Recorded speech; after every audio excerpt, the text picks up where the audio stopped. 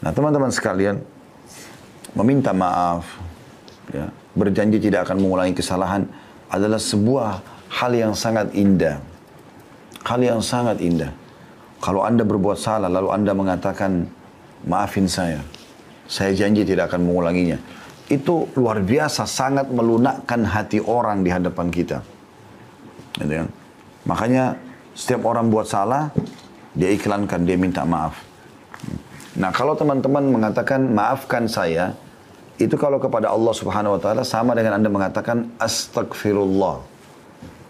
Istighfar itu permohonan maafnya. Kalau janji, tulisan ikrar misalnya, atau ikrar dengan lisan tidak akan mengulangi, itu namanya taubat.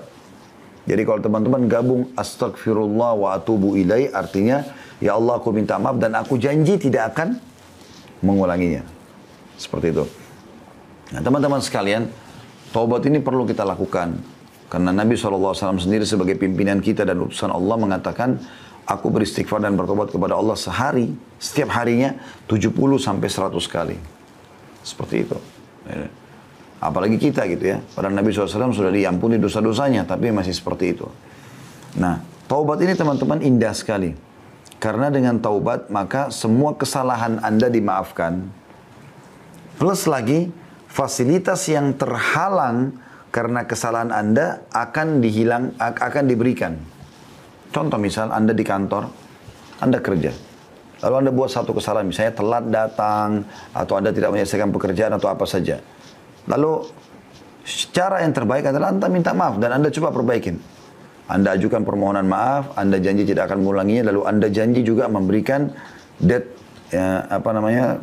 tanggalnya atau waktunya ya, the time-nya itu akan diselesaikan. Maksud saya waktunya akan diselesaikan pada hari ini atau pada jam ini gitu. Dan Anda tepati itu. Maka saya yakin nanti perusahaan akan memaafkan kesalahan Anda dan akan mencairkan semua fasilitas atau memberikan fasilitas yang sudah dijanjikan. Karena Anda lakukan itu. Seperti kurang lebih itu rasionalnya orang kalau bertaubat. Seperti itulah. Allah Subhanahu Wa Taala memerintahkan kita teman-teman untuk selalu taubat. Ini adalah perintah dalam banyak ayat Al-Quran, gitu kan. Dalam surah An-Nur misalnya, ayat 31, dan bertobatlah kamu sekalian kepada Allah, hai orang-orang beriman, agar kamu beruntung. Wa tubu ilallahi jami'an ayyuhal mu'minun la'allakum tuflihun. Gitu. Allah SWT menyuruh itu. Kemudian juga dalam surah At-Tahrim ayat 8 juga begitu. Hai orang beriman, bertobatlah kepada Allah dengan taubat yang ikhlas. Ya. Alladzina amanu tubu ilallahi taubatan nasuha. Gitu kan. Dan cukup banyak ayat-ayat Al-Quran yang membahas masalah itu. Begitu juga perkataan Nabi Nuh alaihissalam kepada kaumnya. Wa qul istaghfiru rabbakum innahu kana ghaffara. Dan Nuh pun berkata kepada kaumnya, mohon ampunlah kepada Tuhan kalian karena dia Maha Pengampun. Manfaatnya apa? Yursilis sama alaikum midrara. Maka dia akan turunkan dari langit air yang deras, maksudnya rezeki. Ya. Karena kalau hujan turun dari langit, maka secara otomatis akan hidup tumbuh-tumbuhan, hidup hewan-hewan, manusia pun bisa hidup dari situ. Semuanya bisa bergerak dengan adanya air. Wa yumditkum bi amwalin wa banin. Dan dia akan memberikan tambahan keturunan dan harta buat kalian. Makanya pernah teman-teman sekalian, ada orang yang datang kepada Hasan Basri rahimahullah, 3 orang. Tiga-tiganya punya masalah nih. Yang satu datang mengatakan, wahai imam. Imam itu kalau kita kiai di Indonesia ya. Saya sudah lama sakit, tidak pernah sembuh. Sudah berobat sana sini, tabib ini, tabib itu, tapi belum sembuh. Apa saran Anda?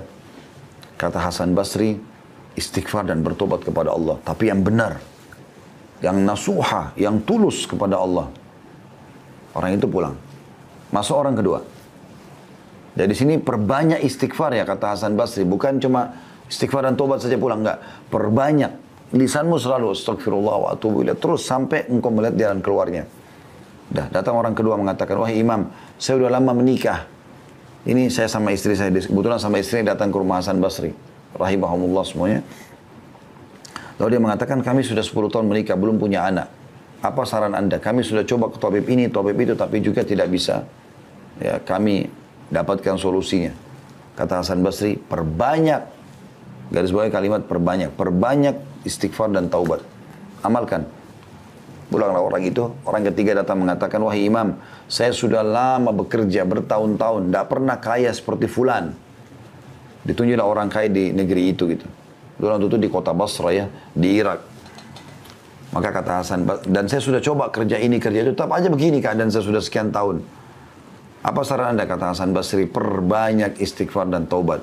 Waktu pulang 3 orang ini, berkata pada saat itu teman-teman sekalian, murid-murid Hasan Basri, ada dalam atharnya dikatakan istrinya, bertanya, kenapa Anda cuma menyuruh istighfar dan taubat, padahal orang-orang ini mungkin butuh sesuatu yang lain gitu.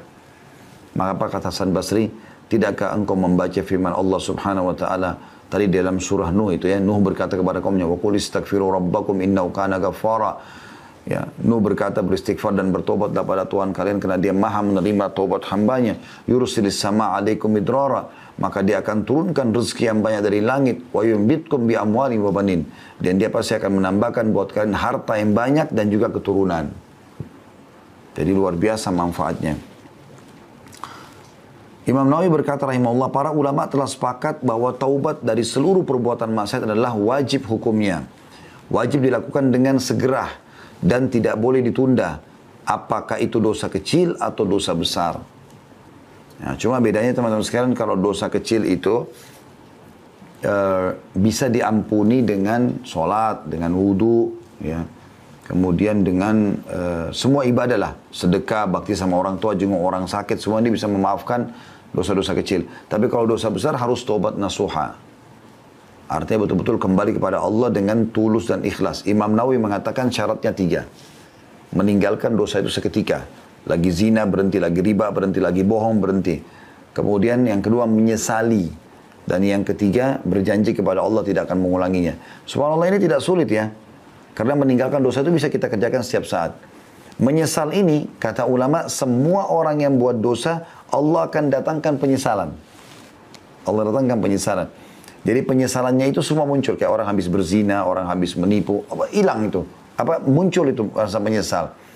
Sudah ada. Kemudian yang ketiga, janji sama Allah tidak akan mengulanginya. Maka akan diterima taubatnya insya Allah. Seperti itu. Kita tutup teman-teman sekalian dengan beberapa sabda Nabi SAW, diantaranya, sesungguhnya Allah subhanahu wa ta'ala selalu membuka tangannya di waktu malam untuk menerima taubat orang yang melakukan kesalahan di siang hari.